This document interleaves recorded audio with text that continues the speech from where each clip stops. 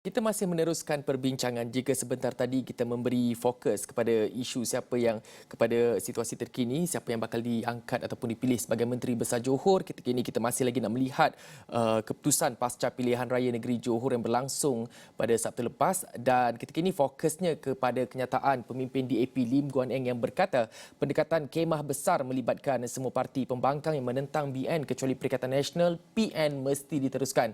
Dan katanya dalam kenyataan semalam menolak dakwaan bahawa wabak COVID-19 punca kadar peratusan keluar mengundi yang rendah pada pilihan raya negeri Johor baru-baru ini, dan sebaliknya beliau menyifatkan kegagalan pembangkang untuk memenangi PRN berkenaan berpunca daripada tiadanya perpaduan dalam kalangan parti pembangkang.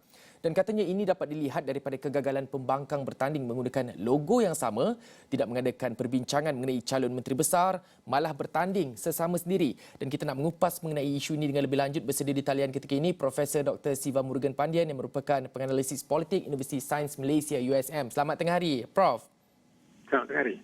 Baik Prof, kita melihat kepada keputusan pilihan raya negeri Johor yang menyaksikan Barisan Nasional menang 40 kerusi, lebih daripada 2/3, dan pemimpin DAP Lim Guan Eng berkata pendekatan kemah besar melibatkan semua parti pembangkang yang menentang BN mesti diteruskan. Jadi Prof, jika pada PRU 14 pada tahun 2018 yang lalu ada naratif, ada cerita ataupun ada isu yang diketengahkan. Jadi ketika ini jika mahu diteruskan untuk dibawa ke PRU 15, apa mungkin yang boleh diangkat oleh pembangkang sendiri untuk membentuk satu kemah yang besar ni, Prof? Ya, bagi saya, apa yang berlaku di Johor sebenarnya merupakan satu wake-up call kepada parti pembangkang. Apakah mereka masih mahu bertanding sesama mereka ataupun boleh melahirkan penyatuan yang besar di bawah kemah besar.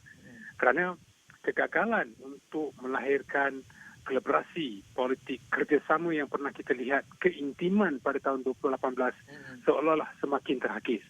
Mereka harus melihat kepada punca kenapa berlaku. Kenapakah gagal untuk mencari satu kesepakatan ke atas isu-isu tertentu?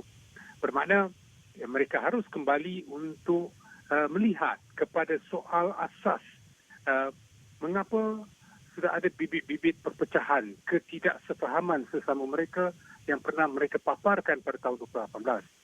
Saya percaya naratif yang cuba dibawa dengan bermain dengan isu-isu lama, isu 1MDB, isu rasuah, isu pembunuhan karakter secara besar-besaran sudah tidak relevan. Untuk bergerak ke hadapan, Pakatan Harapan harus melihat isu yang berkaitan dengan rakyat. Bagaimana mereka boleh menggambarkan bahawa mereka itu mampu untuk merakyatkan kepimpinan.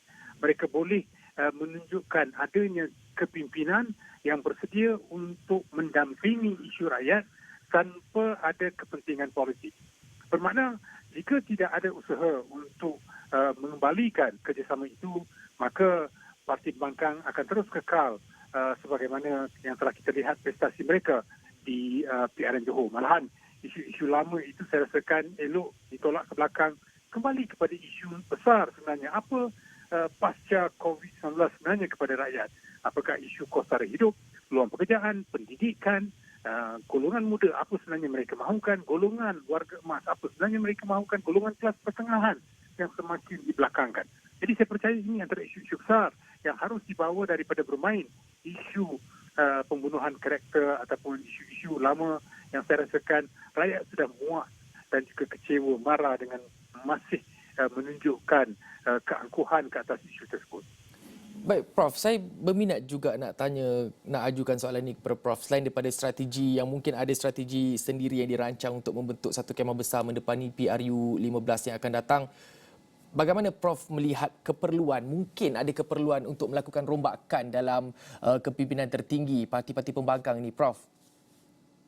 Ya, kalau mereka bersedia untuk mengorbankan seseorang pemimpin, saya rasa sudah tiba masanya.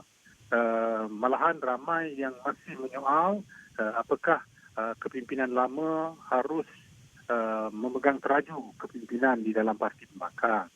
Malahan untuk bergerak ke hadapan saya percaya itu juga harus dinilai, diteliti, tetapi siapakah yang mampu untuk mengemudi, siapakah yang mampu menjadi gam pada kesemua parti pembangkang sebagai yang diteliti. Raya 2018 ketika itu Tun Mahathir muncul untuk mencolokkan Pembangkang. Kini, apakah peranan yang dimainkan oleh gabungan pemimpin utama di dalam Pakatan Harapan mampu untuk mengambil keputusan yang drastik? Apakah mereka juga mampu untuk mencari satu calon yang ada ketokohan, yang ada kewibawaan, calon muda yang boleh menarik ke semua parti pembangkang bersama? Saya percaya parti-parti pembangkang lain sudah melakukan uji kaji mereka di PRN Johor dan sudah tahu prestasi mereka.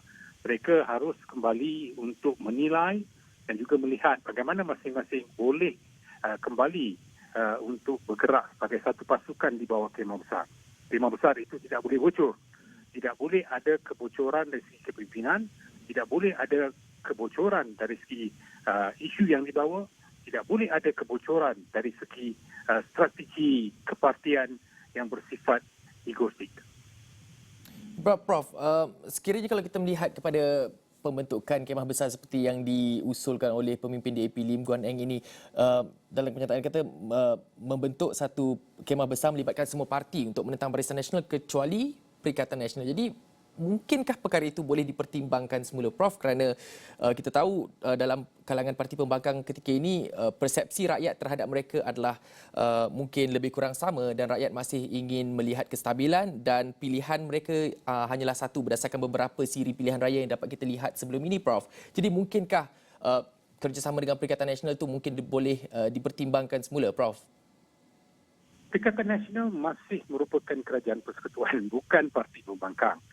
Bermakna jika status itu berubah, maka bolehlah Pakatan Harapan bermusyawarah, berbincang dengan Perikatan Nasional sejauh mana mereka mampu untuk bersama. Tapi kita juga harus ingat langkah syaratan itu masih lagi belum terubah dalam kalangan beberapa pemimpin di dalam PKR, DAP, Amanah, kerana Perikatan Nasional merangkumi pelbagai parti. Kalau kita keluarkan UMNO, ia merangkumi Parti Bersatu Baru, ia merangkumi kumpulan Azmin Ali, ia juga merangkumi PAS. Apakah PAS bersedia untuk kembali bekerjasama dengan parti pembangkang? Kesemua itu memerlukan keiltizaman dalam politik, political will, keazaman politik yang cukup tinggi, keikhlasan, kejujuran, pengorbanan dan juga kompromi, tawar-menawar. Barangkali ya kalau benar mereka mahukan kesemua ini, mereka harus tunggu kedudukan Perikatan Nasional yang masih lagi menerajui kerajaan persekutuan. Dan tak kala ketika dekat dengan pilihan raya umum 2019, kita akan tahu apakah bentuk gabungan besar yang boleh dilakukan, penjajaran yang bagaimanakah sesuai, apakah akan bentuk satu reka bentuk baru dalam konteks politik tanah air. Baik. Terima kasih Profesor Dr. Siva Murugan Pandian, penganalisis politik Universiti Sains Malaysia atas ulasan tersebut.